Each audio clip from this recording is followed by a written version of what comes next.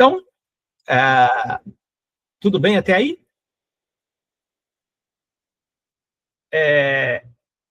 Vou começar com o que é política, né? Geralmente, quando a gente vai fala de política, as pessoas pensam que política é falar dos políticos, né? Política é falar do governo, né? Política é falar do Estado. Mas o que é política? Vocês têm alguma ideia geral do que seria política? Alguém aí poderia nos dar algum exemplo, falar alguma coisa?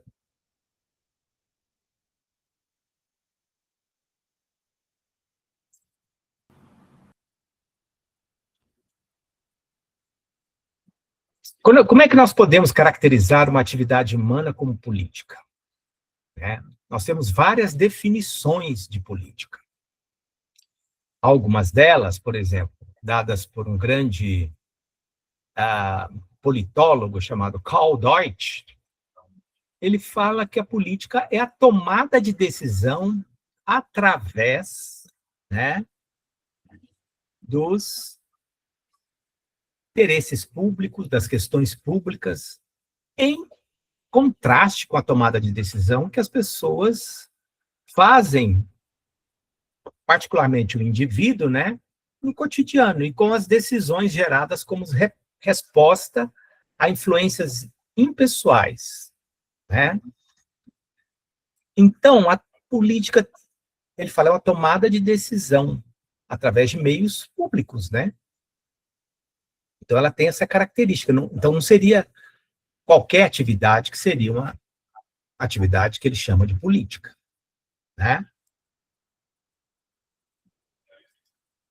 Veja uma definição aqui. É a atividade desempenhada pelo cidadão quando ele aborda direitos em assuntos públicos através da sua opinião, né? Então, isso seria uma ideia do que é política, né?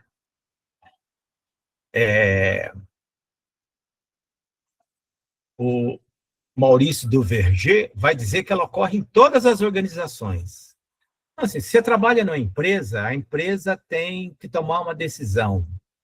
Ou toma-se uma decisão, os funcionários encaminham uma decisão, uma reivindicação, alguma questão que eles acham que é importante, e eles encaminham aquilo, é visto como uma política, né?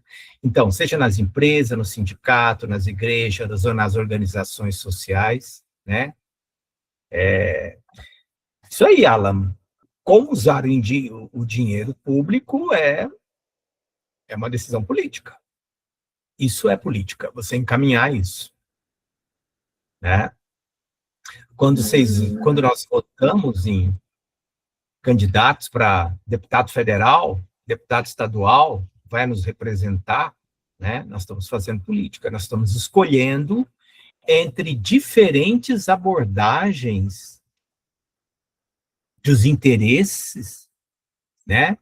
Porque em toda a sociedade você tem os mais distintos interesses, né, dos indivíduos. E esses interesses, eles acabam estando representados pela política, né? Então, por exemplo, a maneira como é gerido, né, os recursos para a educação, por exemplo, né? É a partir de uma decisão política, né? Então, entre as descrições da política está a ideia de que que ela lida com o poder, né? Lidando com o conflito, e fornecendo um mecanismo para lidar com a tomada de decisões, né? Isso é uma coisa importante. Então, a política está presente em todos os lugares, em tudo que fazemos, nas formas de poder, nas decisões e nos conflitos, né? No cotidiano, né? A política está no nosso cotidiano, E ela pode ser descrita de várias maneiras, né? Ela pode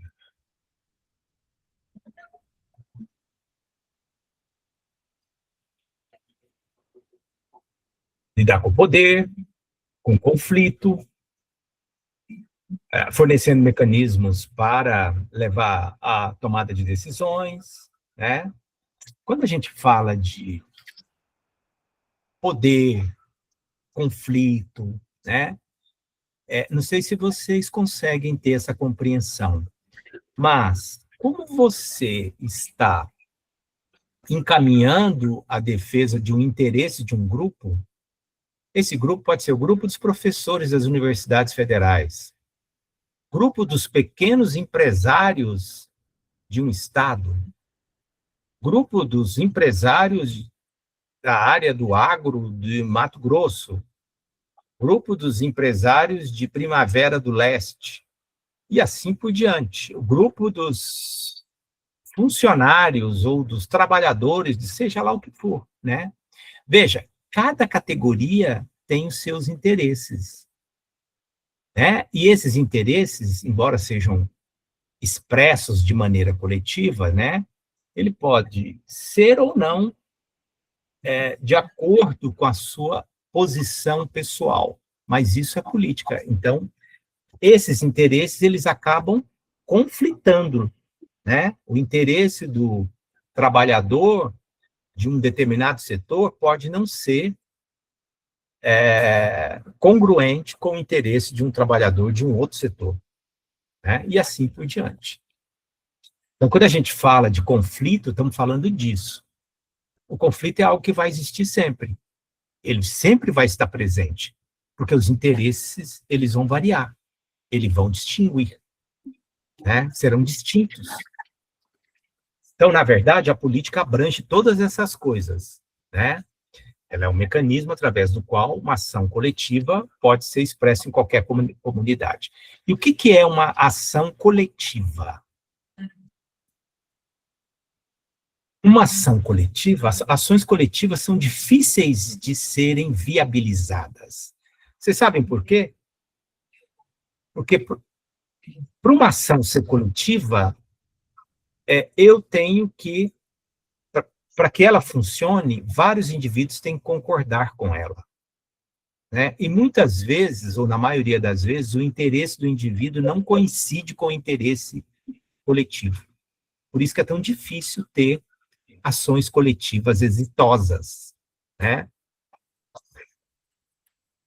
Então, assim, o que eu falei de política até agora? O que foi, né, mostrado como política até agora? A política é um tipo de encaminhamento, é um tema sobre o qual as pessoas de uma coletividade, de um grupo, decidem, conversam, encaminham, né? É claro que a ciência política, por exemplo, ela vai encaminhar, ela vai analisar a atividade política, principalmente em órgãos públicos, né? Por motivos históricos, porque a política dentro desses organismos afeta diretamente os que vivem em uma determinada área. Aqui tem estudantes de Primavera, de Campo Verde, né? De várias localidades. Quando tem eleição na sua cidade, embora você ache que o seu voto, você possa achar que o seu voto não vai fazer a diferença, mas você vai votar porque você quer que uma determinada maneira de lidar com a coisa pública seja aprovada. Não é isso? Isso é fazer política, né? Então, a atividade política, ela é analisada principalmente na esfera pública, né, porque os organismos públicos e os estados, eles têm formalmente o direito, né, de, digamos assim, é através deles que se estruturam as outras organizações, né? Nós, agora, vocês estão aqui participando dessa aula e nós estamos dentro, eu sou um funcionário público dentro de uma organização, de uma estrutura pública, né? Qualquer pessoa pode participar individualmente, né, da política, né? É a maioria que assegura a sua participação através das organizações, né? Então, quando você opina, é claro que todo mundo tem uma opinião sobre determinada coisa. Qualquer que seja o tema quente do dia, da agenda, né? Então, o Karl Deutsch, se você for ver lá, e eu vou colocar esse capítulo, isso para quem quiser olhar, ele descreve de maneira bem interessante o que é que está envolvido na política. A política, o que está envolvido na política? Está envolvido definição do que é um país, como é que vai ser distribuído recursos, né? Na educação, como é que vai ser gerido os recursos, na saúde, como é que serão as universidades públicas, né? Como é que são os impostos, todas essas coisas, né? Professor, sim, com licença, estou aqui escutando o senhor e pensando, então, como é que a gente conseguiria olhar esse contexto, né, e aplicar ele, já que ele está em todas as relações dentro dos grupos, né? E a gente sim. poder também somar a consciência nele, o conhecimento para a tomada de decisão, né? Porque vou pegar uma coisa bem simples aqui como exemplo.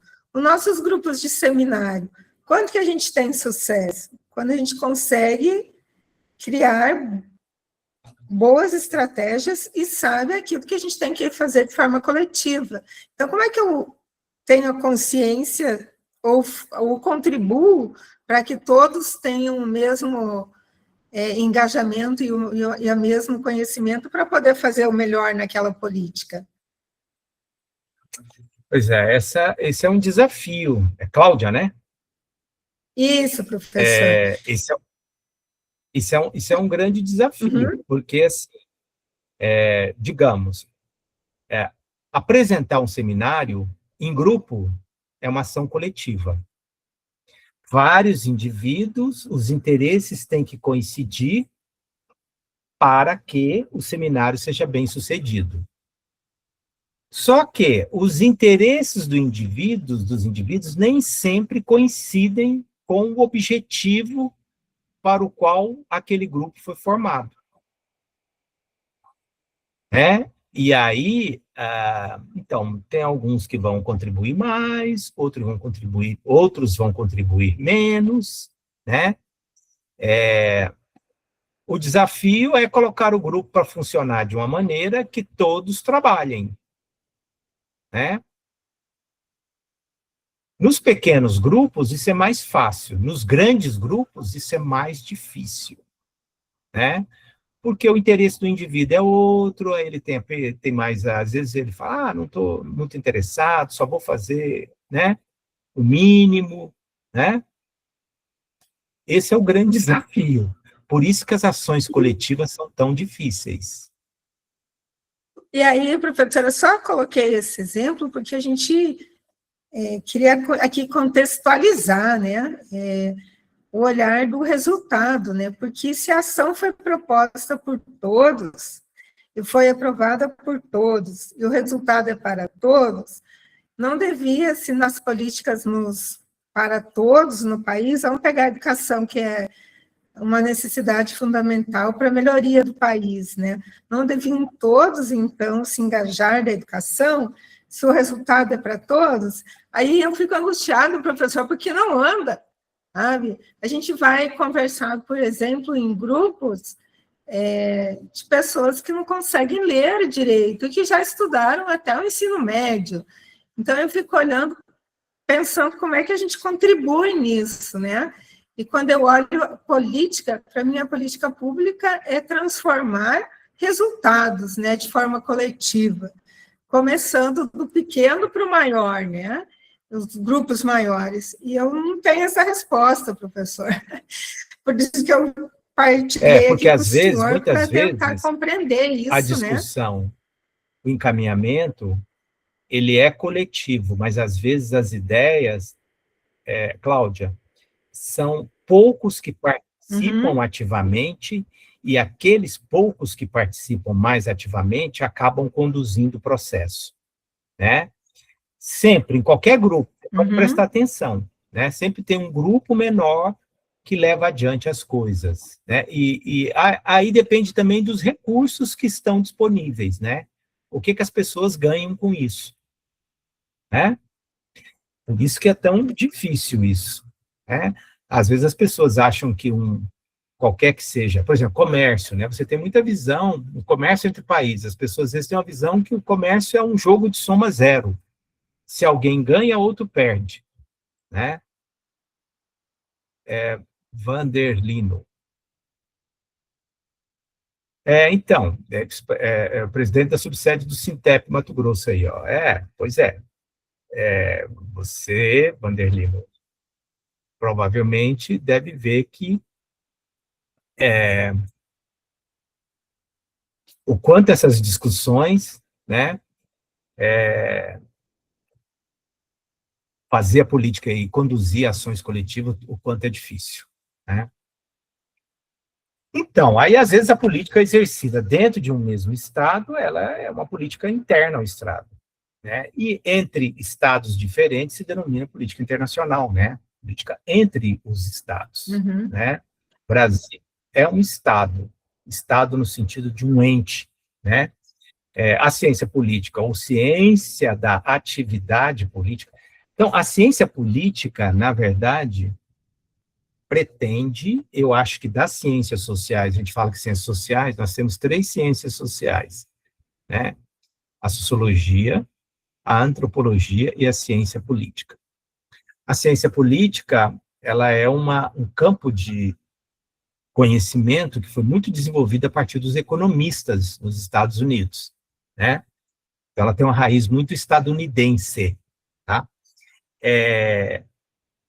O que a ciência da política, ou seja, a ciência que pretende estudar a política, né? Ela pode estudar, ela estuda o governo, estrito sensu. O que é o governo? Nós temos aí o governo Lula da Silva, o governo Mauro Mendes, o governo do prefeito Abílio, né, ou da sua cidade, né? Eu posso estudar esses governos, né, nos seus diferentes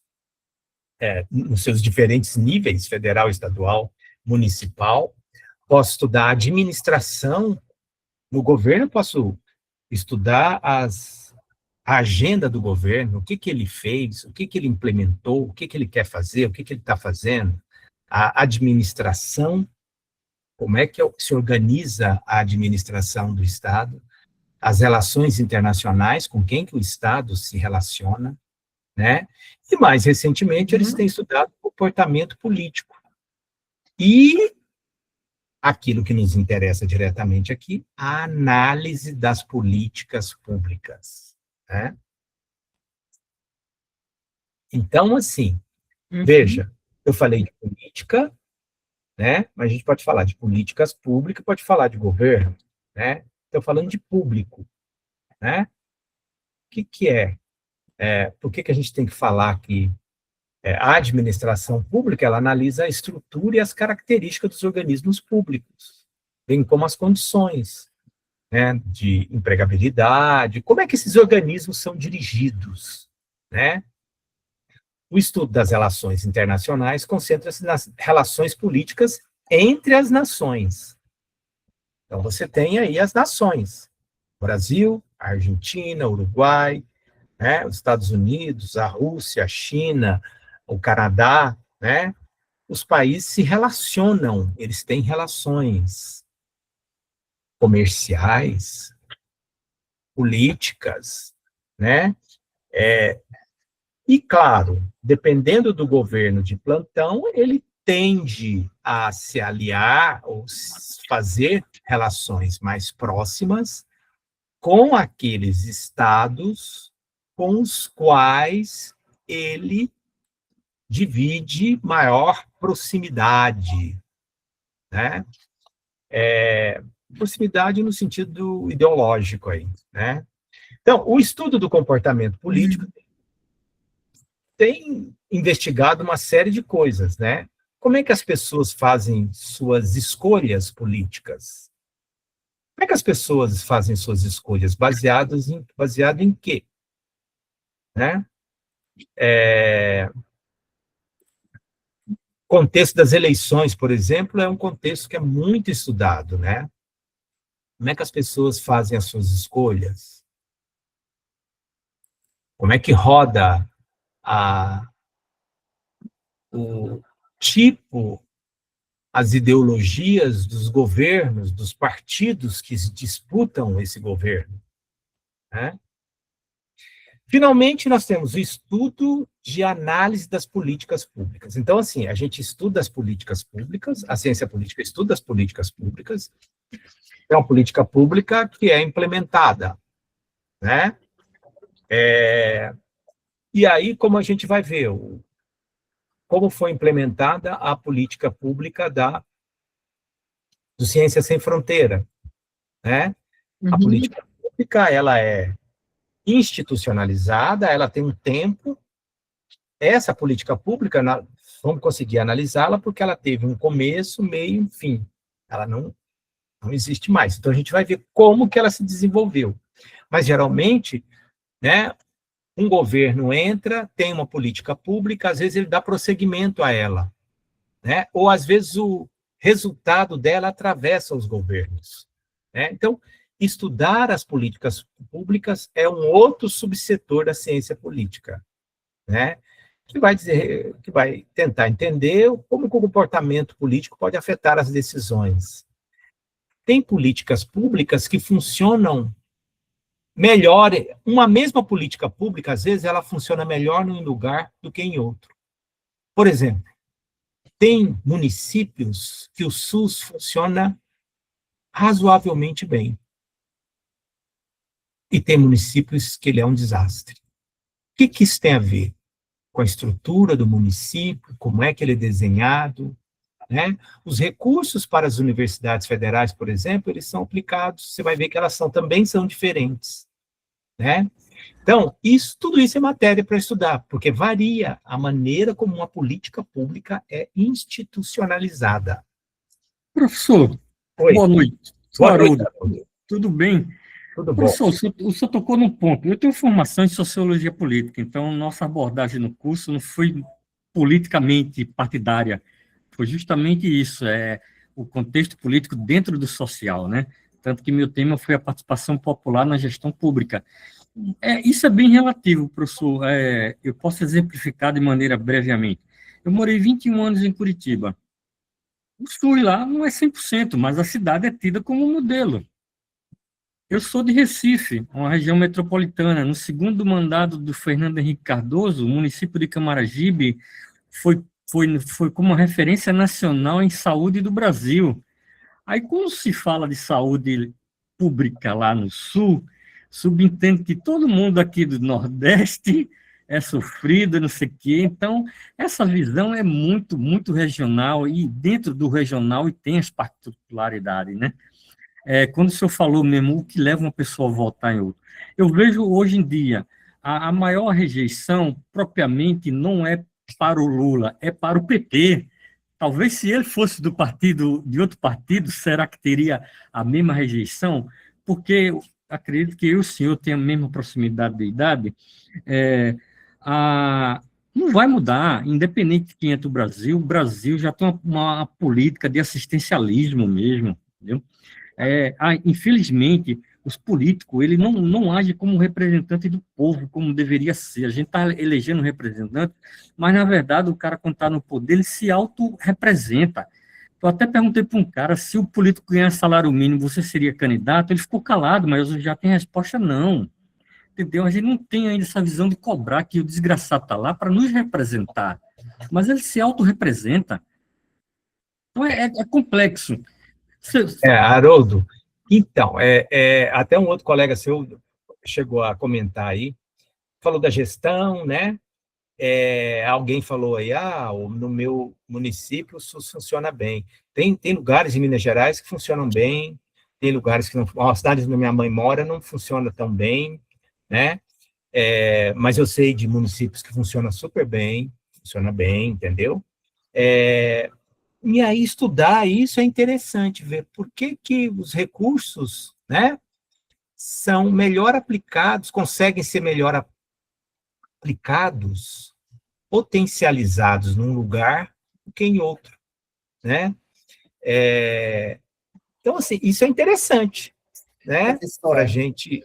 E isso é uma matéria de estudo da ciência política, porque isso vai variar, Sim. né?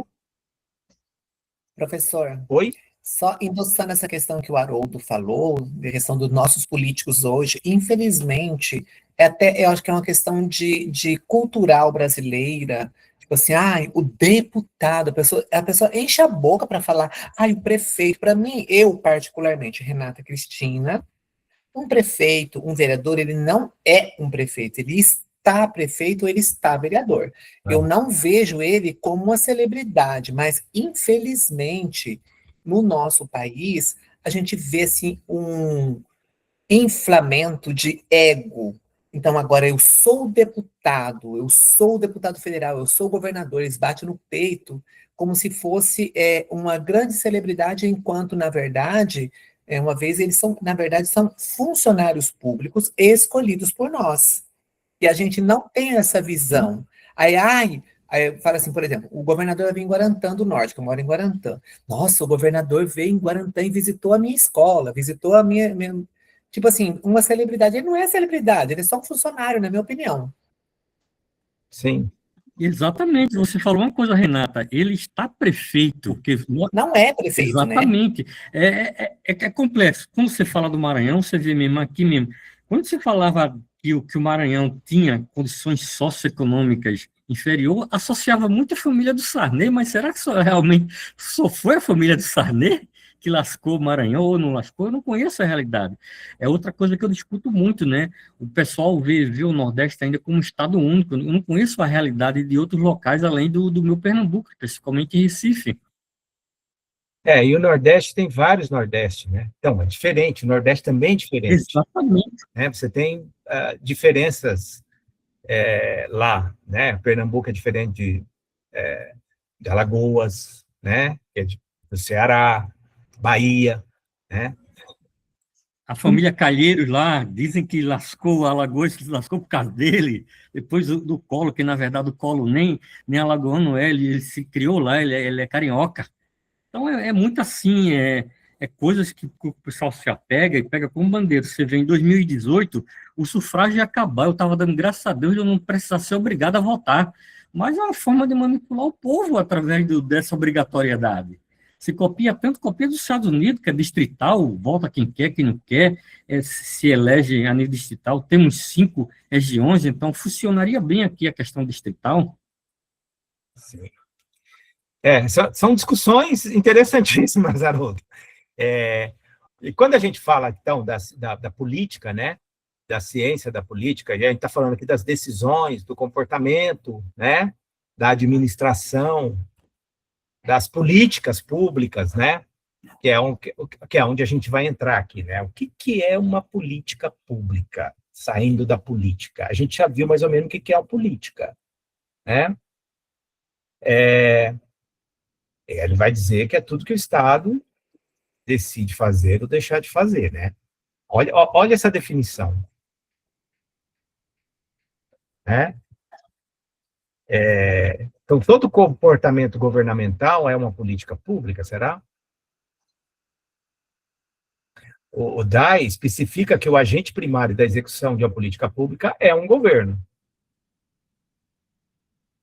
O agente primário da execução, veja só, quem executa uma política pública, então, é um governo.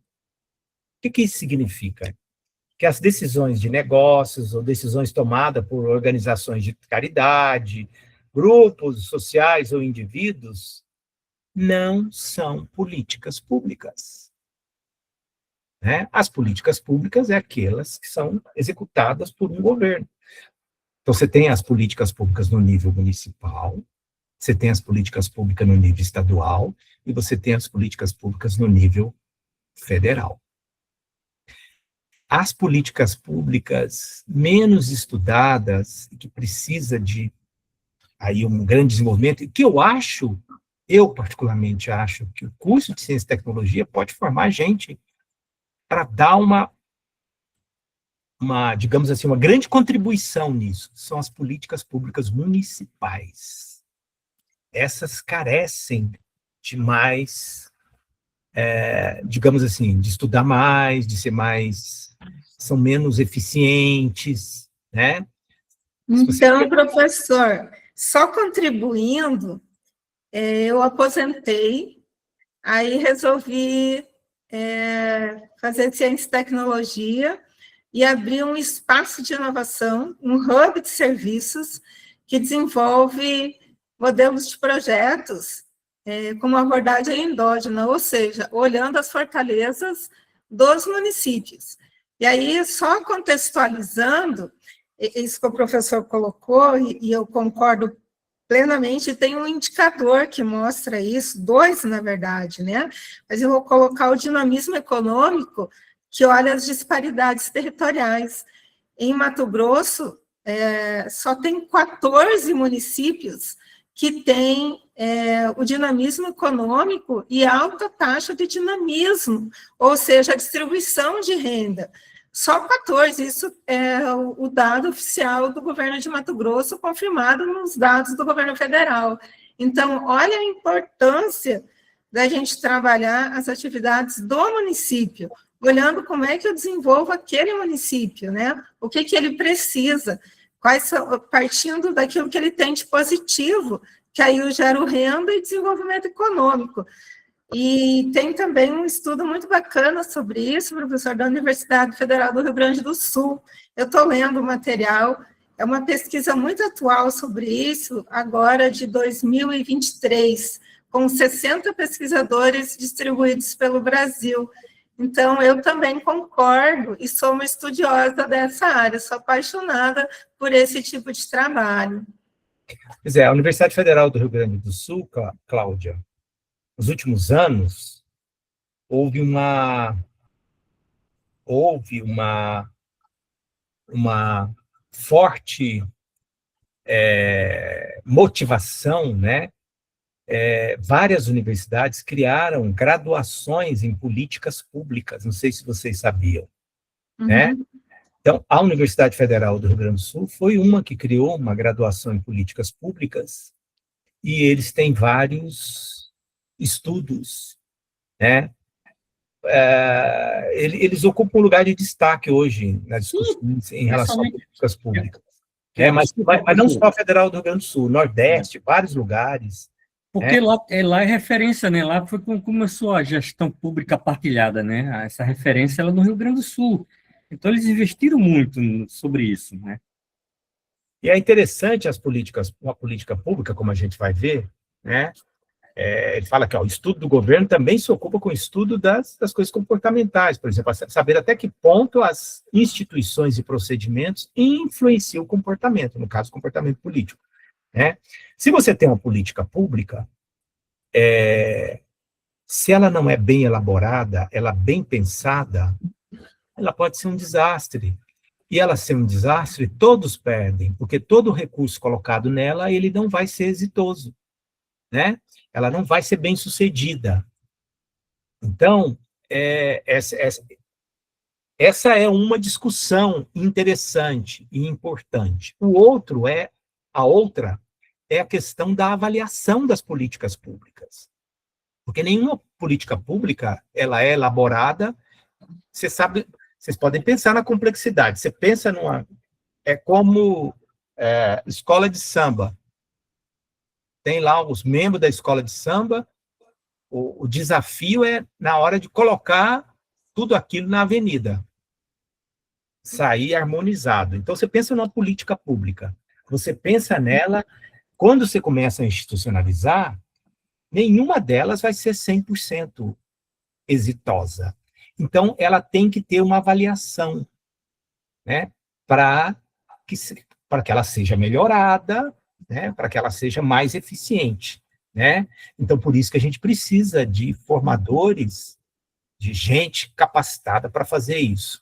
E aonde tem menos gente, aonde é mais necessário, é nos municípios.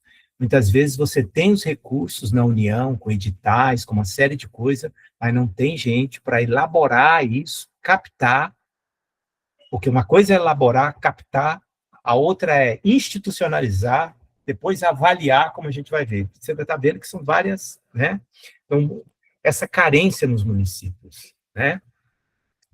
E aí a gente está falando de política pública, está falando de governo, está falando de Estado. O que é um governo? Né? Nesse slide aqui, a gente está falando que precisamos entender qual é a relação e diferença entre governo e nação. Né? Então, tem aqui os estados brasileiros, né? A gente pode pensar que cada um tem o seu governo, né? Mas cada um também é um estado, no sentido da ciência política, como ela define o que é um estado. Né? Ela vai dizer que o Estado é um mecanismo organizado para a implementação de decisões políticas, bem como para fazer a lei, né? Estabelecer lei, criar leis, regras de um governo. Seus suportes materiais, funcionários, edifícios de escritórios, mas também policiais e prisões. Isso é um Estado. Você pode não concordar com ele. Você pode não confundir governo com Estado, né? O governo é uma das instituições que compõe o Estado, no sentido que tem a função de administrá-lo. Os governos são transitórios, né? E eles vão variar de um lugar para outro, enquanto os estados são permanentes. Então, a Cláudia, a Renata, o Haroldo e outros colegas deram exemplos aí. O Estado, ele é um ente que é permanente. Estado de Mato Grosso, a Prefeitura de Cuiabá, né? O governo brasileiro, os seus ocupantes de cargos, os membros daquele governo que ganhou as eleições, os governos são transitórios, né? E aí, o Estado não, né?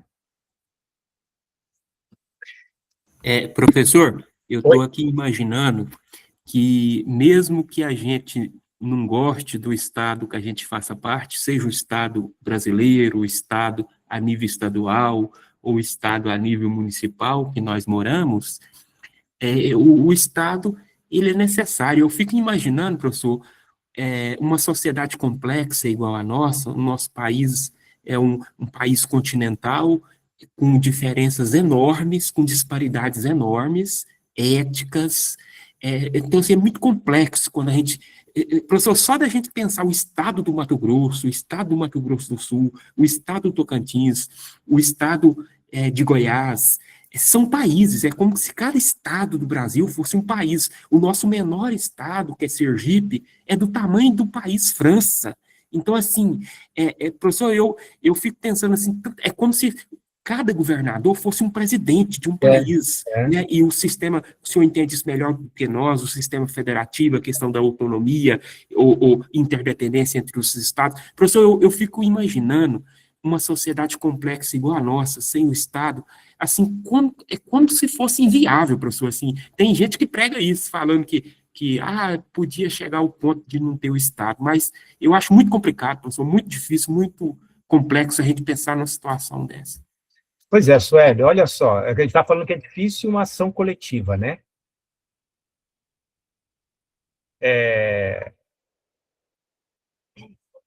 Depois você me explica direito aí, Zé Ronaldo, isso aí. Difícil implementar uma ação coletiva. Você imagina um lugar onde você não tem Estado. Como é que seria?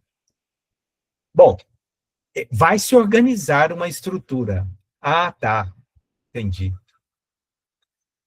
Tá falando Professor, já existe uma organização já no país, né? Tem um PPA, né? O Plano Plurianual, tem o LOA, que é votado, tem os orçamentos tudinho para isso, para o governo gastar. Esse gasto, às vezes, não é bem aplicado, né?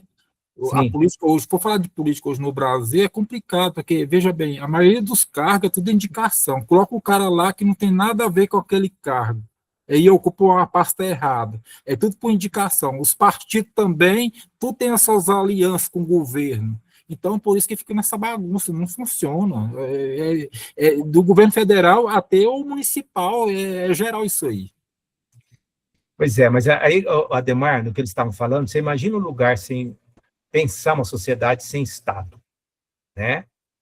É claro que surgiria uma estrutura, provavelmente uma hierarquia em que o mais forte se impõe. Mais ainda, de uma maneira arbitrária. Não sei se vocês viram o caso do rapaz lá de Brasília, que foi preso. Hoje eu vi uma declaração do delegado dizendo o seguinte, que ele tem nem sei se o delegado poderia dizer isso, só um laudo, né? Mas diz que ele tem características sociopatas, né? A gente vê isso não só lá, em vários lugares, em que a pessoa usa a força e os outros ficam com medo, ficam com refém disso, até o dia que isso acaba, como no dia que a polícia foi buscá-lo. Ali mostrou que existe um Estado, existe uma força, existem regras, viu? As pessoas batendo palma e dizendo, olha, você vai sofrer agora, né? Porque até então o cara fazia o que queria, né? Bateu num senhor de 50 anos, fez uma menina ingerir bebida alcoólica contra a vontade, né? Então, assim, num lugar sem Estado, você teria isso, né? O Estado só... Professor, assim, né, que eu falo assim, nesse aspecto, assim, que o prefeito, ele chega numa cidade, o pessoal idolatra ele, o prefeito fez aquilo, sendo que é o dinheiro dos nossos impostos, nós que fizemos, eu não concordo falar que foi o governo que fez, se ele está ali para administrar os impostos nossos, ele tem que aplicar o dinheiro de acordo, faz um asfalto de péssima qualidade, uma casquinha de ovo, e ali é idolatrado, isso aí é geral, né, isso aí tem que mudar, essa política aí. Uma outra coisa que é muito triste também, né, Ademar, que a gente vê muito, eu já percebi, já vi isso muitas vezes, é as pessoas chegar, por exemplo, lá no hospital, começar a depredar alguma coisa, falar, vou estragar isso aqui porque isso aqui é do governo. Não é do governo, é nosso. Eu sempre coloco isso com os meus alunos, isso aqui não é do governo, isso aqui é teu, é meu, é nosso. É algo que é comunitário, e as pessoas não... Verdade. Nós, em enquanto praças brasileiros, públicas, temos que parar de achar todo que é do bem público aí é Estado. nosso. Todo bem público é nosso. Praça, Sim. tudo, né? As Pois é, pessoas, porque tem enquanto as muito... pessoas tiverem essa cabeça que é do governo, o governo vai achar que realmente é dele, né? E na verdade não é, é nosso. E quem é o governo? Quem é o Estado? O Estado somos nós, né? Somos nós, Eles não são existe Estado entre administradores. nós, né? O Estado somos nós. Então, assim, aí você tem muito aquela coisa, assim, das pessoas...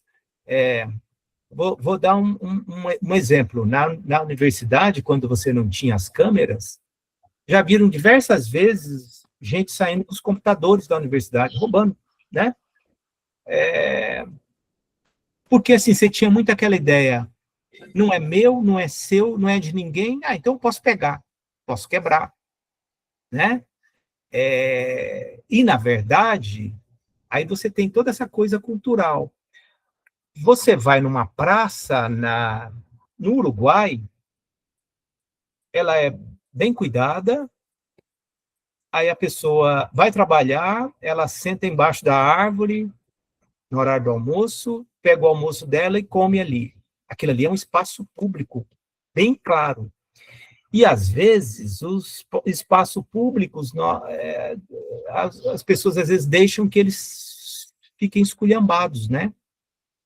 Porque, assim, aí começa a ser depredado, né? Aí começa a ser frequentado por pessoas que fazem coisas que são alheias à maioria da população, coisas, né? Enfim,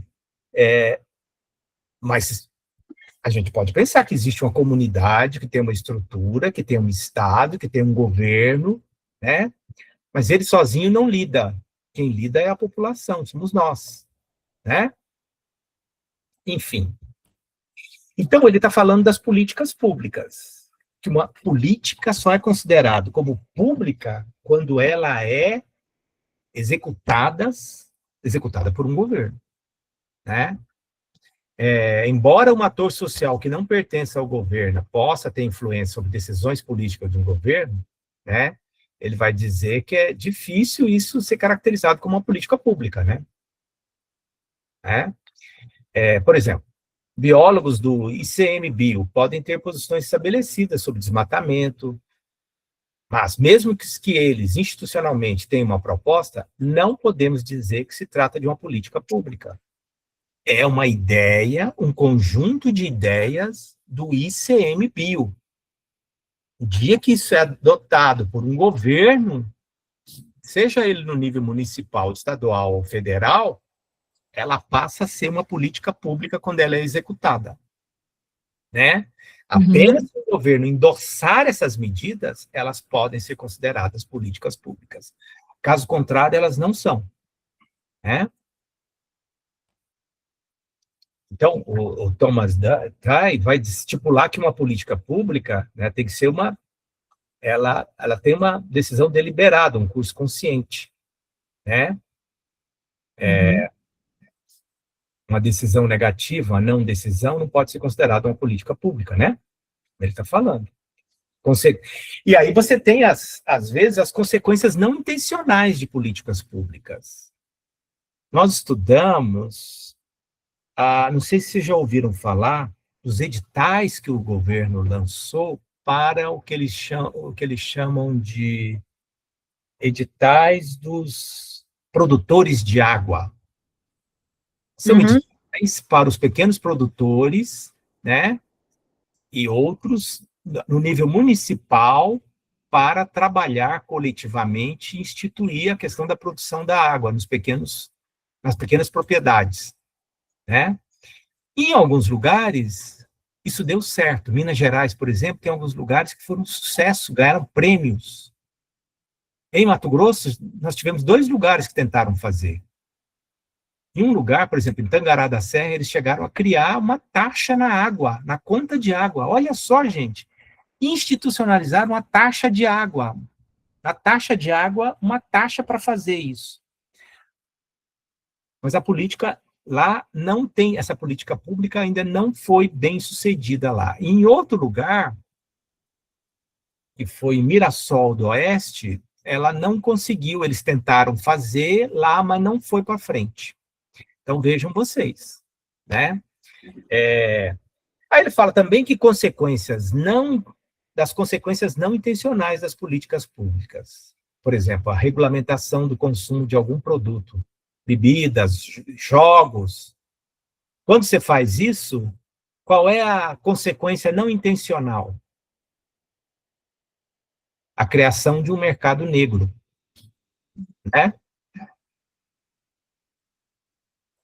Então, isso é uma consequência não intencional. As políticas públicas, elas têm consequências, às vezes, não intencionais, né? Então, quando a gente vai fazer a avaliação das políticas públicas, a gente tem que levar isso em consideração. Professor, eu estou aqui imaginando se desde o início da formulação da política pública, da elaboração, até lá a implementação e avaliação, igual o senhor está explicando, se todo gestora, professor, fosse bastante honesto, comprometido, seja com a cidade, a nível estadual, a nível federal, ali com essa política, e um gestor muito competente, muito capacitado, treinado, responsável.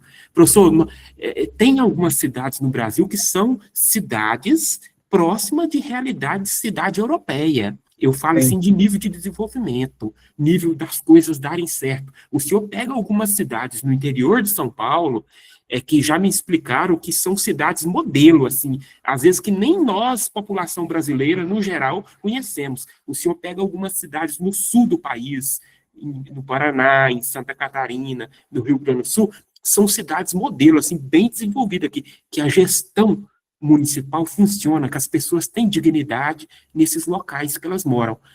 O problema é massificar isso no Brasil, né, professor? O Brasil é um país enorme, mas a gestão faz a diferença, né, professor? E a gestão ética, professor. A pessoa, seja o prefeito, o vice-prefeito, os vereadores que cuidam da gestão do município, eles pensar que aquele dinheiro que eles vão administrar é público e que aquele dinheiro tem que ser aplicado de forma honesta, tem que prestar conta de verdade para a população. Professor, se a gente tem uma realidade dessa, o senhor conhece isso melhor do que nós, se o senhor vai para os países europeus, uma Suíça da vida, que é tudo muito organizado, e apesar de ser um país pequeno, é gestão, né, professor? E uma gestão séria, ética. Eu penso que é o que falta, né, professor? Assim, no geral, né? Mas a gente sabe que tem casos de sucesso no Brasil, né? Então, no nível municipal, eu acho que precisam de mais gente que lide com política pública. Nós temos essa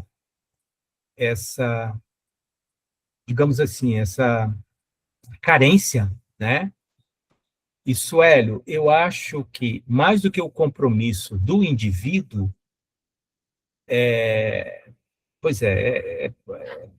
concordo, Adriel, mais do que esse compromisso do indivíduo, eu acho que é estruturalmente fazer as coisas de uma maneira que fique mais difícil o desvio, porque o desvio ele sempre vai ter. Sempre vale a pena para algum indivíduo desviar, né? Tirar. Mas, assim, eu acho que a política, como você está falando aí, os ciclos das políticas públicas, né? Eu acho que a gente precisa ter esses municípios que você está dizendo aí, né? Eles já têm experiências nisso, né? Nessa execução, né?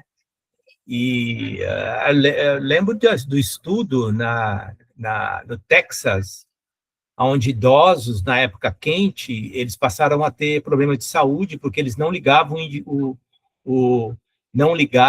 o ar-condicionado, por conta do valor do consumo de energia, do valor da energia, da taxa. E o Estado resolveu que, naqueles meses mais quentes, aquela conta ela seria paga de uma outra maneira. Isso é uma política pública, né? Isso é uma política pública, e é interessante. Agora, Professor, o que o Ronaldo está falando também tem razão. A gente tem que comparar com aquilo que é comparável, né? Então, por exemplo, quando eu falo que em alguns lugares políticas públicas dão certo, em outros não, então a gente tem que ver por que não dá certo? Por que não dá certo em um lugar, por que deu certo em outro, né? Professor, assim, se eu me permite um breve comentário também, como eu lhe falei, né, foram 21 anos em Curitiba, ela é referência. Ela quis tirar o lixão da cidade, porque não tinha onde crescer mais, é totalmente urbana. Ela queria jogar para a cidade vizinha, o problema que era de Curitiba. Não aceitaram, e eles encontraram o meio termo, porque é muito fácil, né? É aquela lógica, se eu produzo lixo, eu tenho que dar destino ao meu lixo, né? E queria jogar no quintal dos outros. Aí você viu, ó, ela queria continuar sendo uma referência, mas agindo de forma errada com outro município, e não foi permitido, o município vizinho não aceitou, porque o lixão lá acabou agora se transformando em lugar habitacional, né? Aí não tem mais lixão em Curitiba, então parece que tem uma empresa particular que cuida disso aí, e fizeram lá um aterro lá em outro lugar. Haroldo, tem uma discussão agora bem interessante, inclusive tem uns municípios de Mato Grosso que fizeram isso, porque com aquela lei lá que acaba com os lixões, então algumas cidades formaram um consórcio para administrar o lixo e transformá-lo em energia. Sim. Vocês viram, tem essa discussão aí, eu não sei... a questão do lixo é uma questão importante, não sei se vocês já abordaram isso no curso, mas a maneira como alguns municípios estão lidando com isso, né? É que nem assim, professor, basta querer, você vê, ó, eu morei também em Minas, eu conheço alguma realidade de Delfena, Viçosa, Lavras e Muzambinho, principalmente a região sul.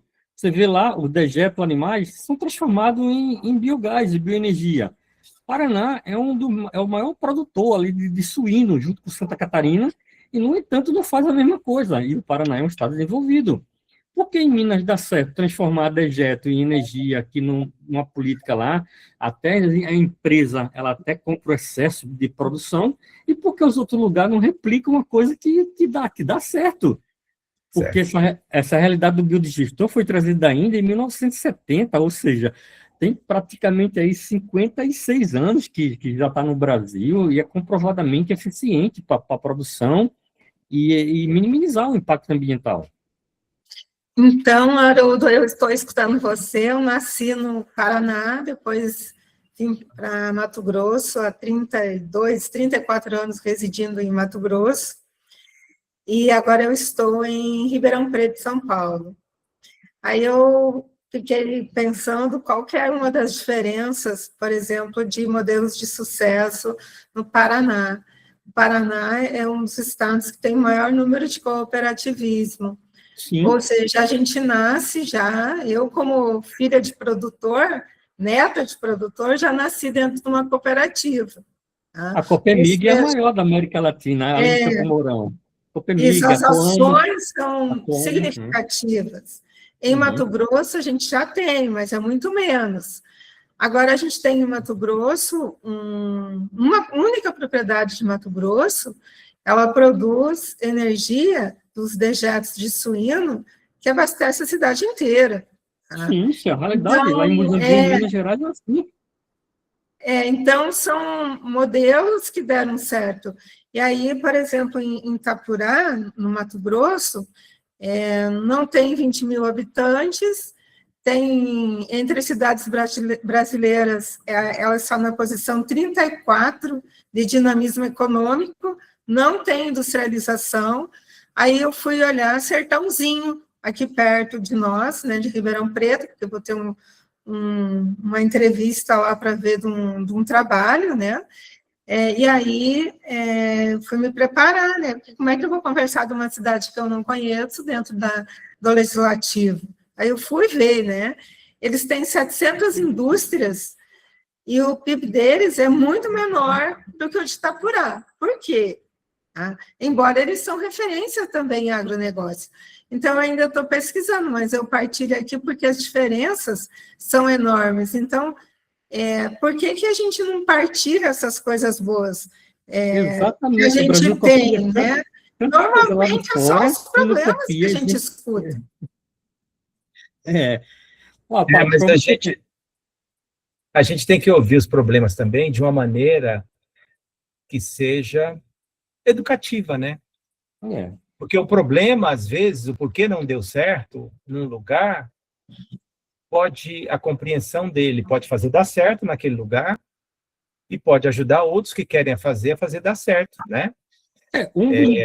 um dos motivos, professor, da não utilização de dejeto suíno lá na região que eu estava ali do oeste do Paraná, Marechal Cândido Rondon, ali, Cascavel, Toledo, é porque eles fazem muito fértil irrigação, né? E eles têm a mania não é mania, desculpa, a expressão não é essa. Eles vendem feno, né? Então eles fazem a fértil irrigação para adubar o solo para vender feno. Aí um dos motivos também é esse, para não utilização para produção de energia, né? Eles preferem lá a placa solar, que agora o governo quer cobrar, e muita gente vai começar também a rever coisas, né? Sim. Professor, Então, a aí, questão do lixão, professor, aqui, no caso aqui, eu moro aqui em Aragaça, Barra do Gás, Pontal do Araguaia, tem um projeto de fazer um aterro sanitário.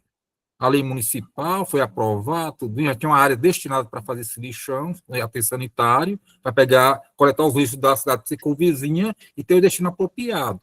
Aí só que os fazendeiros aqui entraram com ação para embargar, para que ia desvalorizar suas terras, fazendas, por causa das nascentes, tem que ter um estudo bem feito, no valor mas do estudo, né? você tá vendo, Ademar, como é que é? Então é Você quer complicado. fazer uma política pública e, às vezes, você bate de frente com determinados interesses, então você tem que conseguir contornar tudo isso.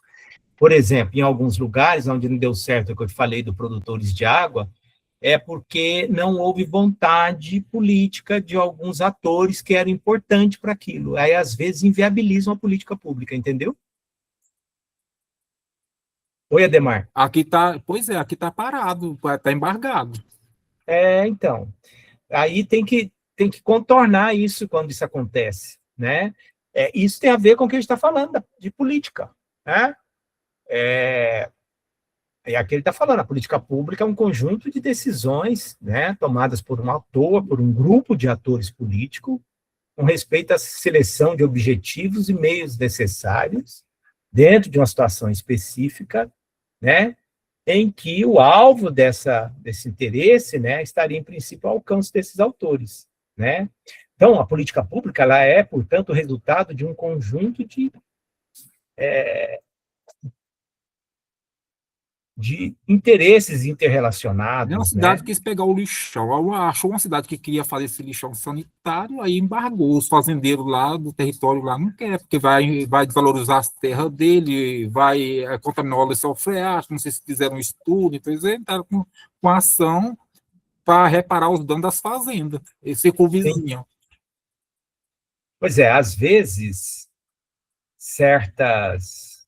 Já viu aquele dizer que você vai pregar no deserto? Às vezes, determinado conjunto de ideias, se não for bem pensado e acertado com os atores da região para o qual você quer levar, às vezes você vai pregar no deserto, porque, né, algum grupo poderoso vai se colocar frontalmente contra aquilo, e aí aquilo não vai se desenvolver, infelizmente, né? Então, política pública, a gente já falou o que é uma política pública, né? E agora eu vou falar do que é o nosso maior interesse aqui, que são as políticas públicas na área de ciência e tecnologia, né? As políticas públicas na área de ciência podem envolver várias, né, coisas, e envolvam o Ministério da Ciência, Inovação, o Ministério da Educação, o Ministério do Desenvolvimento, né? Se você pensar numa política pública que envolva a ciência, né? Podemos pensar quais profissões se usam da ciência, quais profissões, né? Tem uma diferença entre ocupação e profissão. A profissão é aquela que se faz, toda a sua socialização, processo de formação se faz numa universidade, né? Mas, assim, quais profissões utilizam da ciência? Os profissionais têm que ter uma formação científica para executarem aquela profissão. A ciência e tecnologia pretende ser ela é uma delas. Ela A educação, segurança e a saúde, são os 3 pilares aí, eu acho. A capacidade do governo para implementar suas decisões, né, um componente importante da política pública, afetará os tipos de ação que o governo vai levar em consideração, né? Então, você está falando aí, se a gente fala da política pública na área das ciências, você falou aí, Ministério da Segurança, né? A segurança pode ser um tema candente num lugar onde as escolas se sentem inseguras. Que tipo de ambiente de aprendizado você está proporcionando, se o professor, se os alunos, se os pais, né? Eu acho, Adriel, que vocês, ciência e tecnologia, né? Eu acho que sim. Tem que ver como que a profissão é uma organização política, como que ela se organiza. Mas eu acho que ciência e tecnologia é uma profissão que você pode poder se identificar como um cientista, assim. Toda a formação dela tem esse objetivo, né? Professor, eu estou pensando aqui, só imagina cidades muito violentas no Brasil, que, vamos imaginar lá no período matutino, vespertino ou noturno, durante o período letivo de aulas mesmo, seja escolas, anos iniciais, anos finais do ensino fundamental, ou na universidade, ou na pós-graduação, na graduação, que acontece aqueles tiroteios, e aí todo mundo deita no chão para não ser atingido por bala perdida. Essa questão da segurança que o senhor comentou aí. Professor, o senhor imagina crianças, adolescentes, jovens, e mesmo educação de jovens e adultos, né, idosos, imagina estudando numa situação dessa, professor, como que os traumas que isso provoca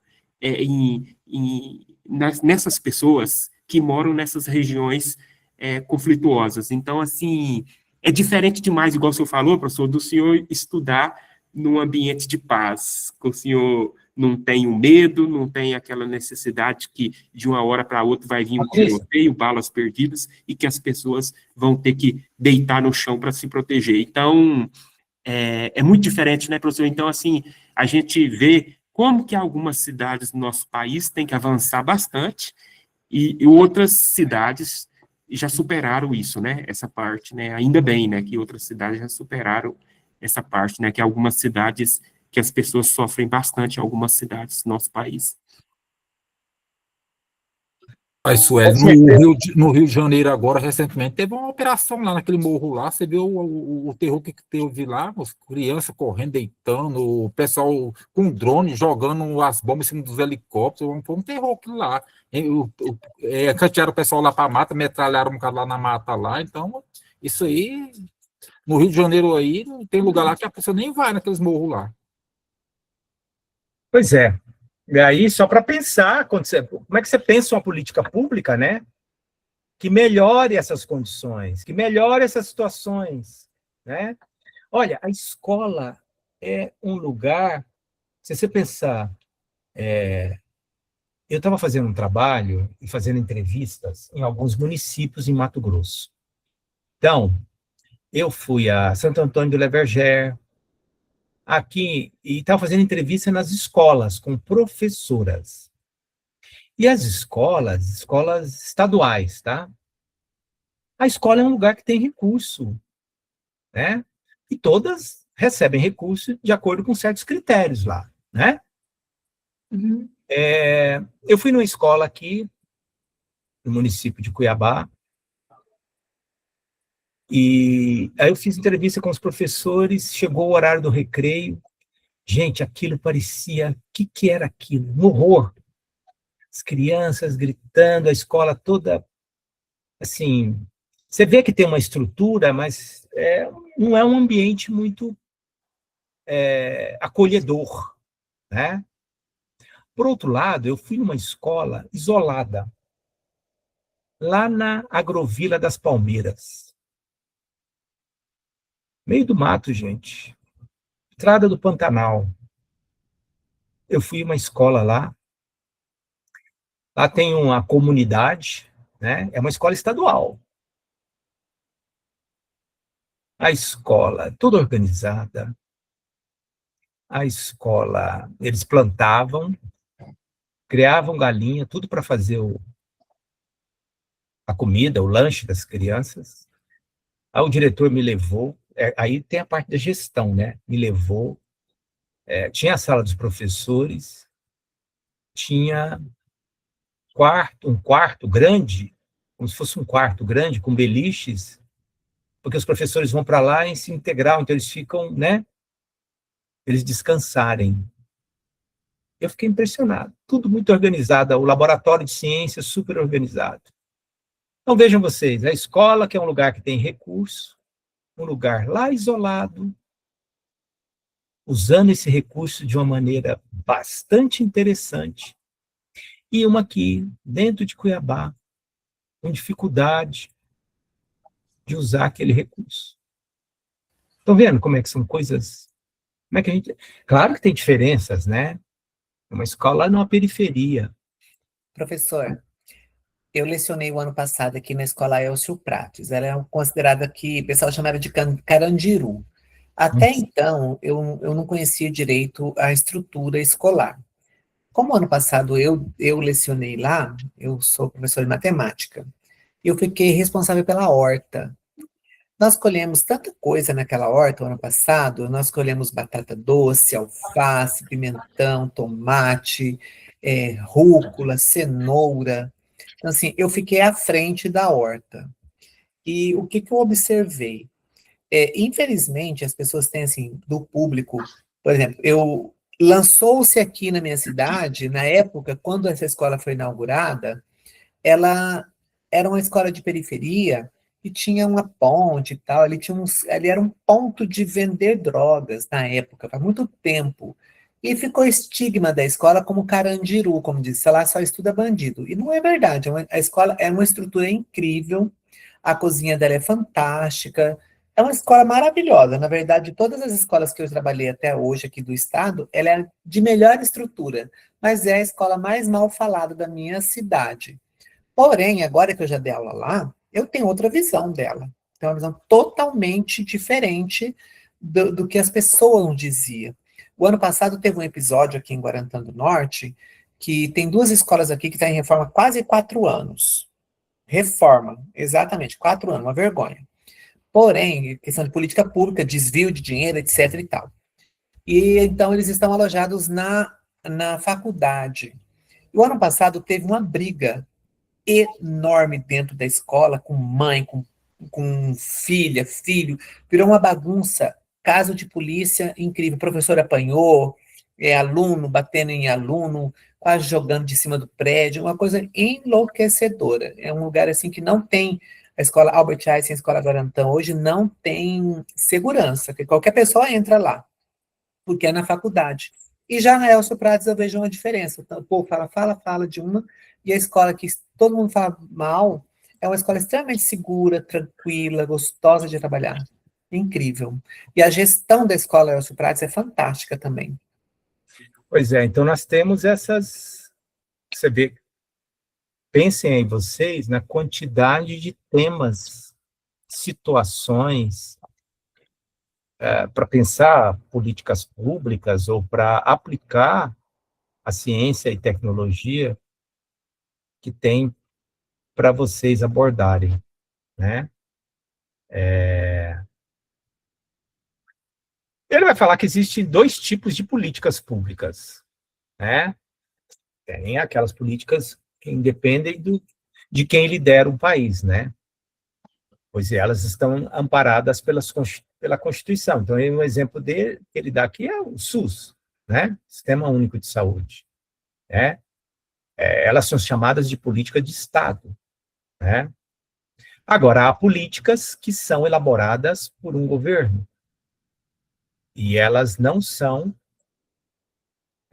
amparadas pela Constituição. Então, essas podem acabar conforme a decisão de um governador de plantão, de um prefeito, né? Então, nós estamos distinguindo aqui os tipos de políticas, né? Tá vendo? Aquelas que são políticas de Estado e aquelas que não são políticas de Estado, tá? Ah, professor, todas as políticas públicas não poderiam ser políticas de Estado? Não, né? Porque são recursos, e aí você amarra demais, né?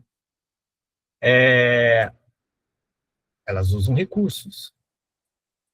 Elas podem variar também conforme o governo que a elaborou, né? Aí, no sentido que a gente está falando, as políticas públicas federais, como a Bolsa Família, por exemplo, né? As políticas públicas estaduais, né? Ou uma política pública municipal, né? Então, você tem 3 diferentes tipos de políticas conforme o tipo de governo, né, o nível do governo que a elaborou.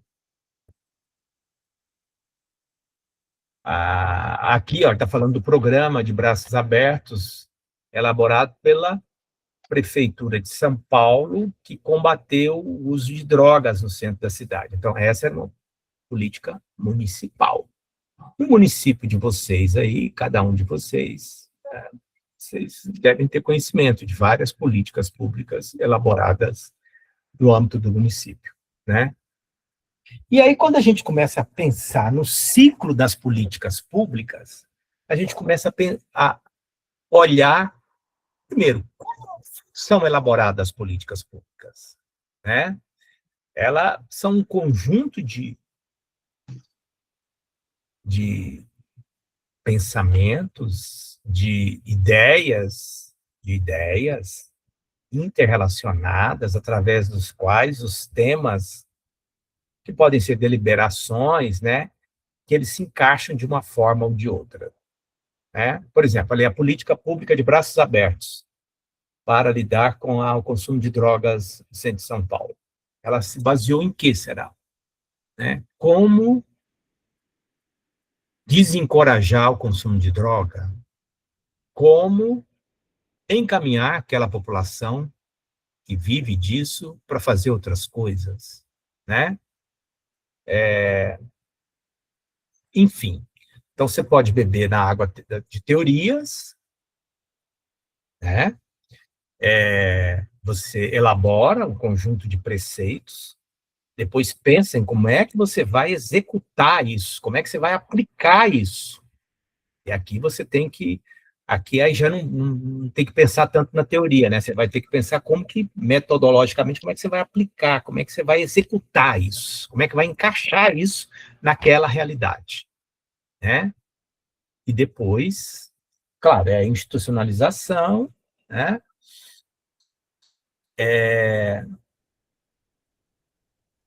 Dimensões daquela realidade que aquela política não dê conta, né? Você vai ter que olhar para isso e ver o que se pode fazer com isso, né?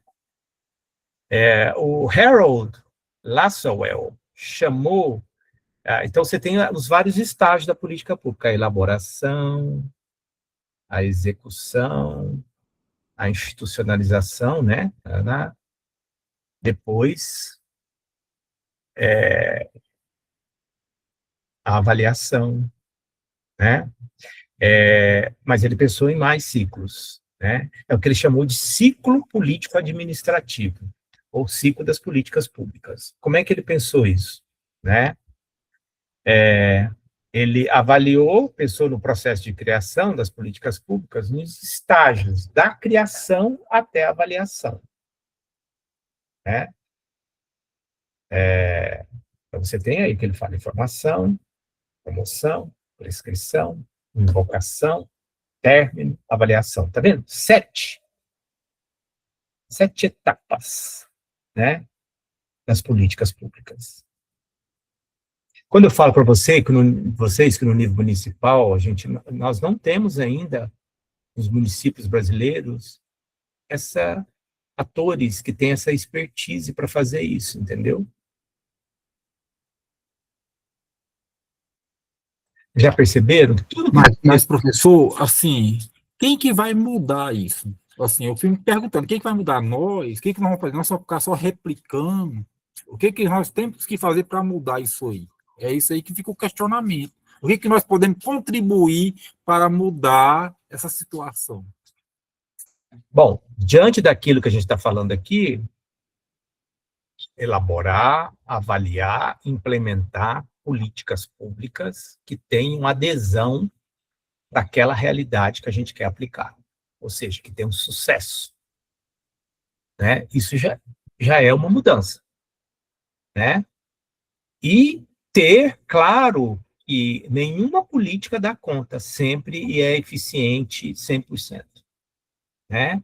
Que críticas são boas, críticas que têm como objetivo melhorá-la, né? Se ela não der certo, bem, planeja-se outra. Mas, nesse sentido, Ademar, eu diria que é isso, né? É claro que a mudança que você está falando, ela é mais ampla, envolve mais coisas, né? Professor, essa pergunta que o Ademar fez aí, eu estava pensando, principalmente a nível municipal, a nível de municípios, né, a zona urbana e a zona rural, que são onde as pessoas moram, né, de fato. Para acontecer isso aí que o senhor comentou e o Ademar comentou, as gestões, professor, elas tinham que ser mais profissionais. Sim. O que eu estou querendo dizer com isso? Tinha que ter mais cientistas, pesquisadores, professor, como gestores. Professores, educadores como gestores. Nas cidades, são poucas cidades que têm isso, professor. Eu tenho um cientista ou um pesquisador, um professor, eu tenho uma pessoa muito capacitada que está à frente como prefeito, ou que está à frente como vereador, ou um secretário que tem uma formação, que passou pela universidade, que tem mestrado, doutorado, pós-doutorado, então, os que sejam especialistas. Professor, falta muito isso, porque se o senhor não tem pessoas com essa formação à frente, é muito difícil delas ter essa visão, professor. É muito difícil, porque aí fica só naquela questão, não, a pessoa está naquele cargo porque é amigo meu. Ela não está no cargo por competência, porque ela é um especialista na área. Então, professor, eu penso que falta muito isso, viu? Teve um amigo que criticou sobre a questão que a gente não pode se comparar com países europeus, devido à questão deles ter sido alguns colonizadores, né? E eu concordo com a ideia que ele expôs, mas se o senhor vai para uma Islândia, professor, uma Islândia que é um país pequeno lá na Europa, professor, a gestão é muito profissional. O senhor tem doutores que estão à frente da gestão, né, pesquisadores, cientistas. Então, assim, professor, essas pessoas, elas têm outra visão de mundo. Então, se o senhor pensar, professor, as cidades mais desenvolvidas do Brasil, nessa questão de políticas públicas, o senhor vai ver que são pessoas, às vezes, assim, um gestor muito qualificado que está à frente. O professor faz a diferença. A gente tem um prefeito, um vice-prefeito, ter os vereadores, ter os secretários, assim, bem qualificados, professor, assim, que sabe o que está fazendo. Professor, a cidade fica com outra cara. Mas olha... Ô, Suélio, sabe qual que é o mal do nosso país? Infelizmente, vou votar porque é meu amigo, vou votar porque é amigo do meu amigo. Ele não vota pensando nessa qualificação que você acabou de dizer aí. E outro, sim. Nós temos outro vício no nosso país, é que, por exemplo, eu nem conheço o candidato tal, mas daí a Cláudia me pediu. Ah, mas a Cláudia é minha amiga. A Cláudia falou para mim que ele é bacana. Eu nem tenho o trabalho de pesquisar, saber quem é realmente aquela pessoa que vou votar. Voto porque meu amigo pediu, porque é amigo do meu irmão, amigo do meu primo. O meu primo falou que ele é legal. Então, nós temos que parar. Né? Começa a mudança por aqui. A hora que nós pararmos e analisar cada candidato, esse candidato, ele é viável para mim ou não? Né? Aí coloca lá uma pessoa analfabeto, num cargo elevadíssimo, claro que ele não vai dar conta, e não vai mesmo. Nosso país só não muda porque realmente não temos essa visão que os outros países têm, que você acabou de falar. Mas, gente... Renata, só um complemento sobre isso. Essa visão, você vê, às vezes ela é referência. Quando a Dilma ganhou pela segunda vez, eu já estava no Sul, e eu nunca neguei minhas origens. Eles gritaram, foi vocês lá do Nordeste que elegeram a Dilma. Eu até brinquei, eu disse, cara, se eu fosse eleger alguém, eu elegia eu, não era Dilma nem Lula, não. Entendeu? Mas eles têm a visão que os maiores votos dos políticos que não prestam é daqui, da região, por conta do assistencialismo. Eles veem que tudo que vem para nós aqui é assistencialismo. Mas eu olha, gosto... deixa eu só falar uma coisa para vocês. Quando eu estava falando desses produtores de água, vocês vão se surpreender. Pessoas, às vezes, simples, pessoas com uma formação técnica, biólogos, engenheiros e tal, que se unindo a outras pessoas, produzem grandes transformações. E estão lá ganhando prêmios, pessoas fizeram e aconteceram, mudaram a realidade em determinados lugares e foram reconhecidas mundialmente pelo que fizeram. Então, às vezes, nem precisa dessa sofisticação, porque o cidadão, se ele se preocupa em como o recurso é aplicado, se ele vigia, se tem essa coisa de que a coisa está dando certo, a coisa vai adiante, vai em frente. Olha só, o Lasswell, então, ele falou desse ciclo aqui, né? Ó, tá vendo? Ciclo de políticas públicas, está aqui, tomada de decisão, implementação, avaliação. Aí ele pensou aqui, ó, né? Tá aqui, ó, né? Desde a inteligência, promoção, prescrição, invocação, aplicação, término, avaliação. Avaliação é das últimas etapas, né? E isso é interessante, esse ciclo. A gente vai ter diferenças na literatura, tem uns que falam que são 7, outros falam 6, né? Etapas. do ciclo das políticas públicas, né? Então, aqui ó, no modelo de Lasswell, né, ele fala da reunião de informações, da coleta, do processo de disseminação de informações pelos elaboradores, né, aí, ó, promove opções pelos envolvidos na tomada de decisão. E isso é uma coisa importante, que é interessante isso aqui. Por exemplo, uma das coisas que o edital das águas não deu certo, sabe o que era? Porque o cara ia lá, então, por exemplo, o agricultor destinava X hectares para a gente fazer aquilo. E aí os caras iam lá, começavam a mexer e tal, e aí ele ficava com medo. Se o agricultor ficava com medo, não, esse cara vai tomar minha terra, o governo vai, né? E ele influenciasse outros que não deixasse a coisa ser feita, a política não ia para frente. Aonde isso aconteceu, ela não foi para frente.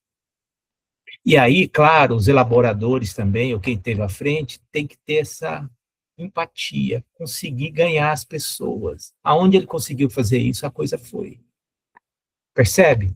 Ele está falando que promove opções pelos envolvidos na tomada de decisão. Os tomadores de decisão escolhem um curso de ação. Se aquilo não for aceito, aí a coisa complica. Oi. Professor, deixa eu só fazer uma ressalva aqui.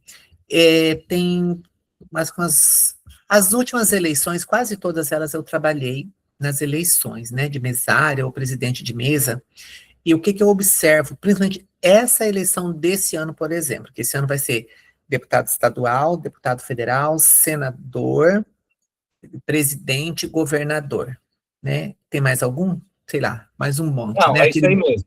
Então, são aquele monte de número. O que eu vejo, eu não estou contando o que me contaram, não. É o que eu vejo todo ano quando tem esse tipo de eleição que é esse ano. Aí o que acontece? Chega lá aqueles velhinhos do sítio ou outras pessoas mais humildes, às vezes nem pessoas do sítio. Tem muita pessoa analfabeta hoje no nosso país. É um exagero, uma coisa assim, pessoas que... Agora que eu trabalho de mesária, eu vejo de pessoas que eu nunca imaginei na minha vida que mal sabem escrever o nome. Chega lá e não consegue. Aí o que acontece? Chegam lá e falam bem assim, para quem que eu voto? Hein, me dá um número aí para eu votar aqui, porque eu não sei em quem votar. O povo não sabe votar. Então, quando tem lá boca de urna, né, que fala que boca de urna dá resultado, ela realmente dá resultado, porque a gente nem pode falar, olha, moço, infelizmente, não pode falar para o senhor, o senhor tem que entrar ali, ó, no fundo, tem alguns números, eu tenho que escolher qual é o que o senhor quer votar. Deputado federal são tantos números, deputado federal é tantos, governador é tantos números, presidente é tantos números, senador é tantos números. Eles não sabem, professor. A nossa população brasileira não é politizada, não é ensinada nem a votar, infelizmente. Renata, Eliette, essas são situações, o indivíduo, ele ou ela, que chegam numa sessão para votar e perguntam em quem que eu quero votar, como é que você vê isso diante do que a gente está vendo aqui, nessa aula de hoje aqui? Política, é uma loucura. Pública, é uma pessoa que não sabe se localizar, né? Ou seja, é como se ela não se importasse com nada o que vai acontecer ali no município onde ela vive, onde ela mora. Não tem nem noção do que está fazendo. Outro, sim, um ano passado, foi a última eleição para presidente, a urna que eu trabalhei tinha 4 sessões na minha urna. Então, meu Deus, era uma fila meteórica, porque foi uma votação expressiva, né, de presidente desse último ano. E, assim, no segundo turno, chegou um senhor lá, achei muito interessante a visão dele, porque eles acham que quem nunca trabalhou nas eleições não sabe que a gente é obrigado a trabalhar, senão você leva uma multa, né? Se você não vai, você tem que ter uma justificativa por que você não foi e tal, para você ser dispensado. Aí chegou esse senhor, e eu era presidente da mesa nas eleições, e ele começou a me xingar, porque eu tinha obrigação, que ele não tinha conseguido votar no primeiro turno, e nós tínhamos que ter dado um jeito, porque nós estávamos ganhando para estar ali. Falei, moço, nós somos voluntários entre aspas, né?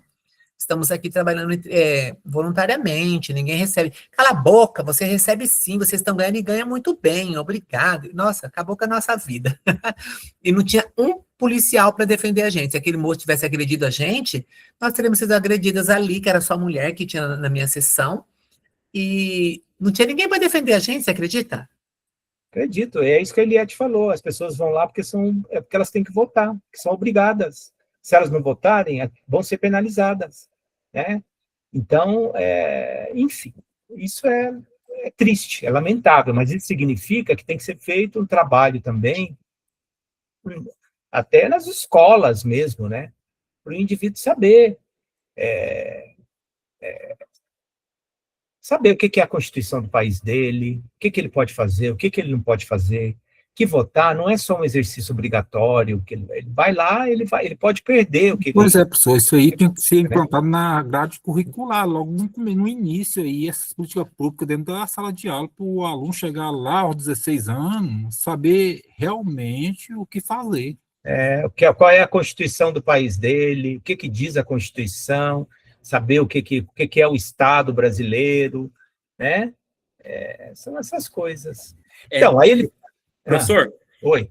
Eu pesquisei aqui agora, teve uma pesquisa por amostragem de domicílios do IBGE em 2026, né? Essa pesquisa fala aqui na pesquisa, professor, que o nosso país é 208 milhões de pessoas, mais ou menos, que a gente tem 11 milhões de analfabetos que não sabem ler e escrever. Então, professor, se o senhor pega praticamente 5% da população brasileira, próximo de 6%, não sabe ler e escrever, né? 11 milhões de pessoas, dados agora de 2026.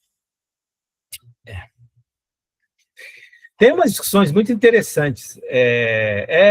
Eu concordo, Eliette, essa disciplina de moral e cívica, eu acho que ela pode ser uma disciplina interessante. Em qual sentido? No sentido de ensinar para o indivíduo essas coisas.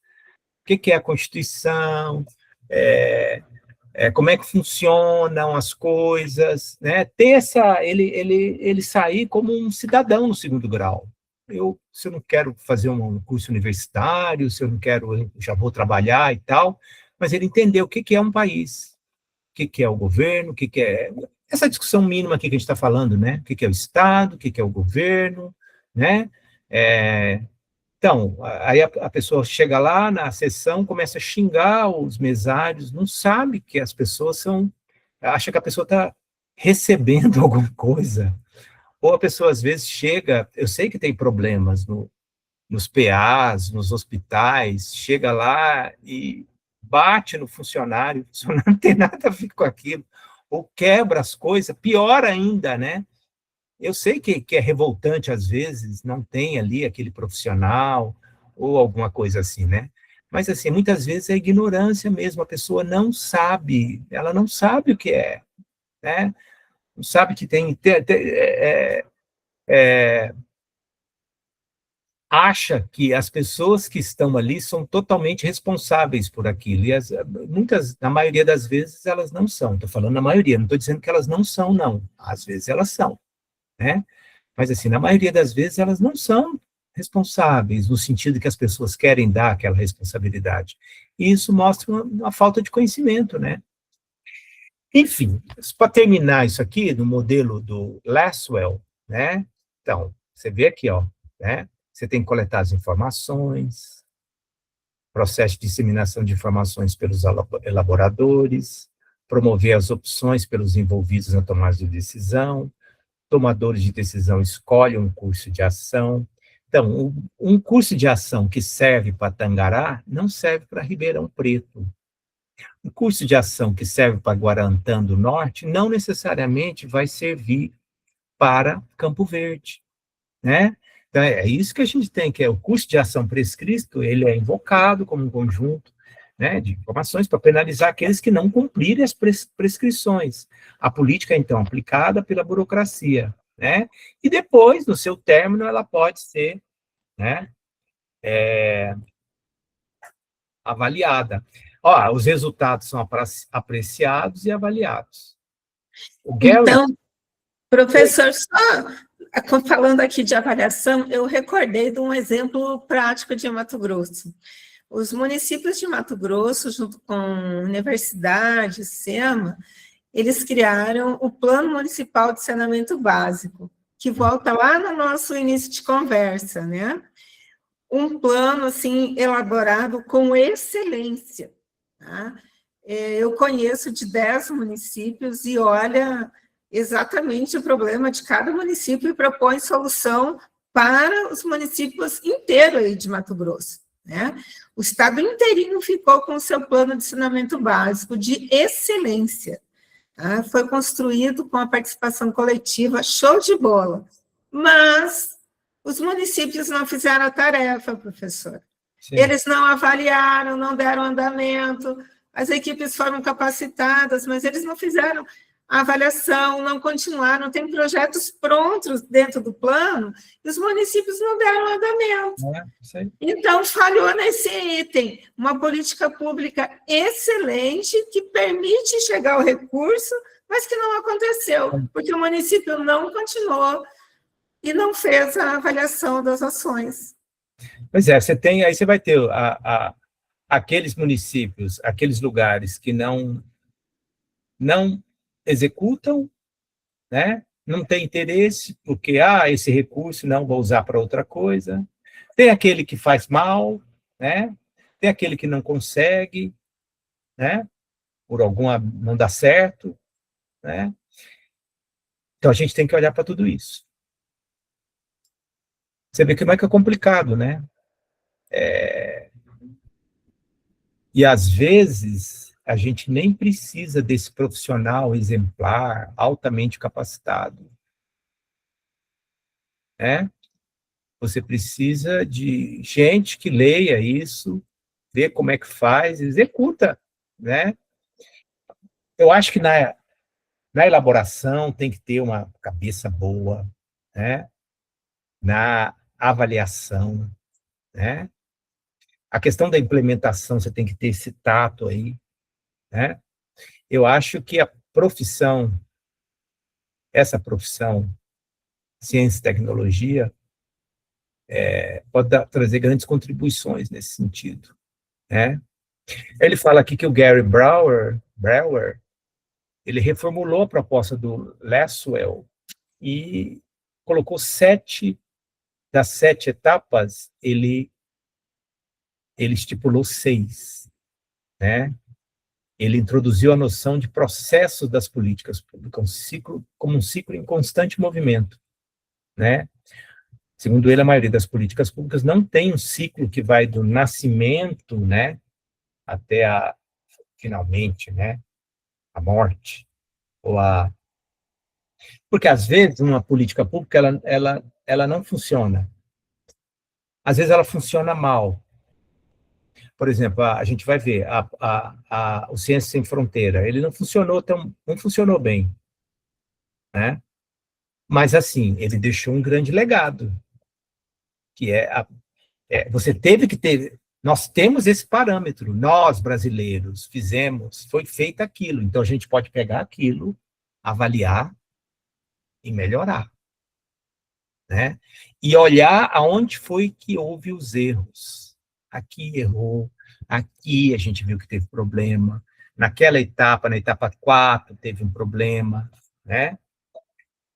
Então, o Brouwer, ele distingue os estágios na resolução aplicada, na montagem da agenda, por exemplo, ao modo como as políticas são, né, desenhadas, executadas, né?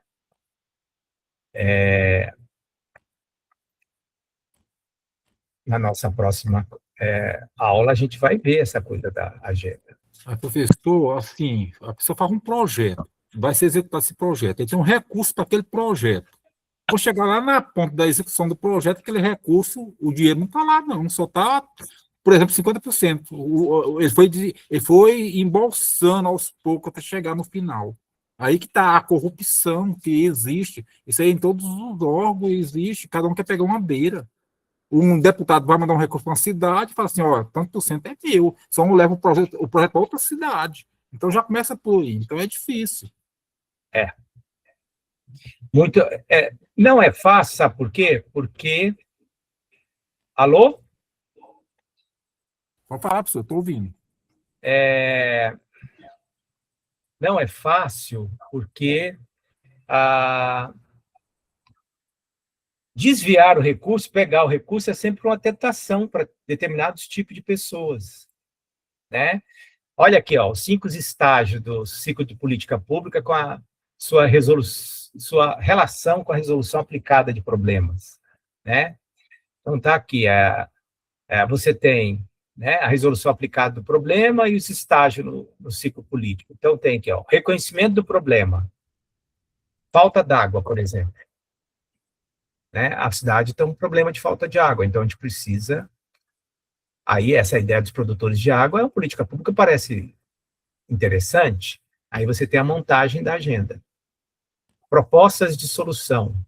Como solucionar isso aí? O edital de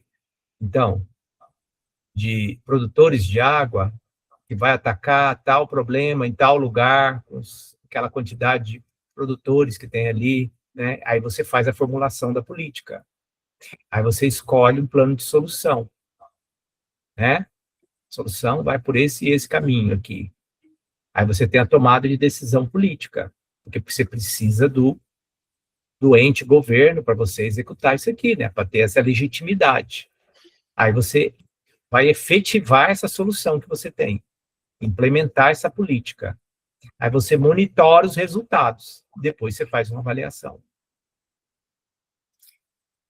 Então, professor, lembrei de um outro exemplo aqui. Dentro do MT Produtivo, foi distribuído, falando em água, né, a questão aí de irrigação para municípios que tinham problema com água. Teve um município que eu acompanhei, foi distribuído 60 kits, professor. Que maravilha, né? 60 produtores recebendo. Só que aí eles não fizeram esse ciclo. Com certeza, porque foi entregue para pessoas que não tinham nem a capacidade de colocar para funcionar corretamente esse produto de irrigação, né? Esse equipamento. Atualmente, dos 60, professor, 2 anos que foram entregues. Sabe quantos têm funcionando? Quantos? 6. Caramba. E aí, a gente volta para aquela conversa inicial. Eu olhei, de fato, para quem precisava, eu fiz um levantamento adequado, Isso. eu monitorei, eu ajudei a instalação, teve gente que rompeu na hora que foi instalar, porque colocou uma quantidade maior de água do que suportava. Outro não tem a quantidade de água na propriedade para poder tocar. Então, eles foram entregues sem qualquer estudo. Tá?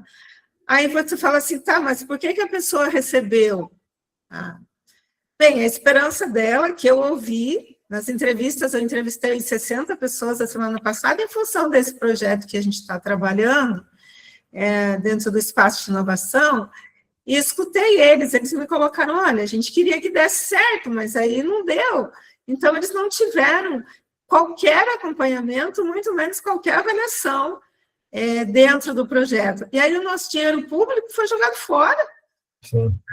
Então, esse ciclo, ele não existe, de fato, em boa parte dos municípios brasileiros, o que é uma pena, né, professor, porque poderia ser diferente, né? Potencializar os recursos, né, e dar continuidade ao que é importante, né? Produzir alimento, cuidar da água, né? Tanta coisa. Cuidar da água, cuidar da segurança, alfabetizar pessoas, divulgar técnicas científicas que ajudem determinado tipo de grupo de pessoas, enfim, tudo isso. A gente vai ver na próxima aula, então, só como é que funciona a estrutura de ciência e tecnologia no Brasil. Os órgãos, quais são os responsáveis e o que eles fazem. E aí a gente vai ver o Ciência Sem Fronteira. como é que foi. Ok? Combinado, professor. Agradeço a...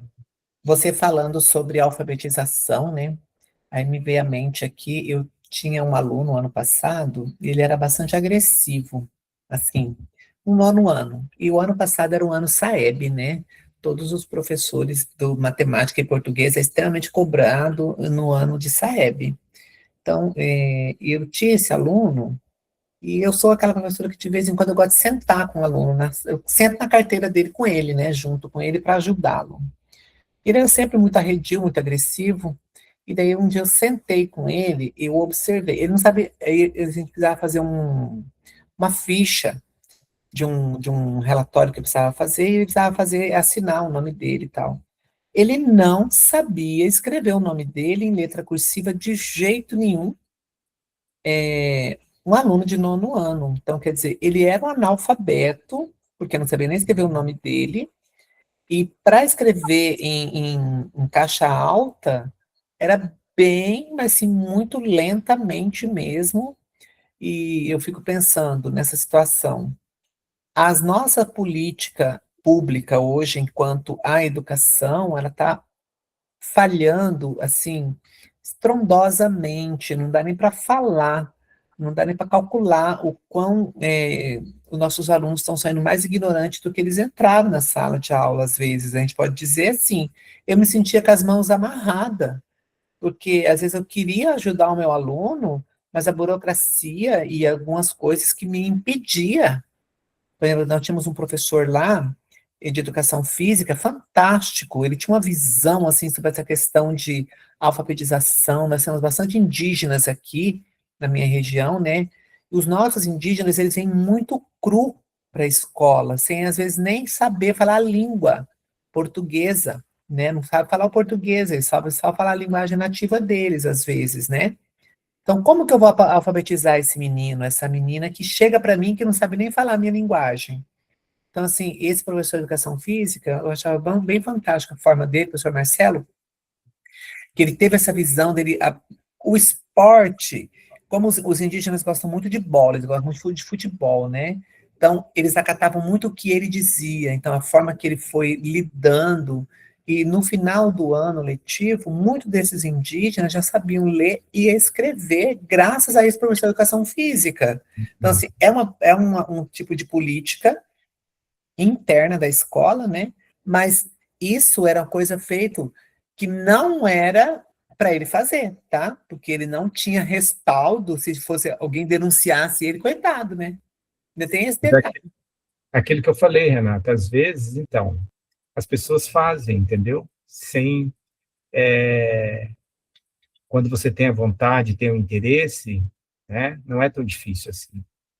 Gente, agradeço a presença de vocês, espero encontrá-los na próxima aula, e é isso aí, Natasha. Esqueci o nome dela, Eliette. Você pode falar com o professor co-ministrante, Eliette, sobre a questão da presença, você vê lá com ele, tá bom? Qualquer coisa você fala comigo depois, mas você pode falar com ele. Gente, boa noite para vocês, agradeço a presença e espero encontrá-los na nossa próxima aula, tá bom? Boa noite, professor. Boa noite a todos. Boa noite, um abraço a todos.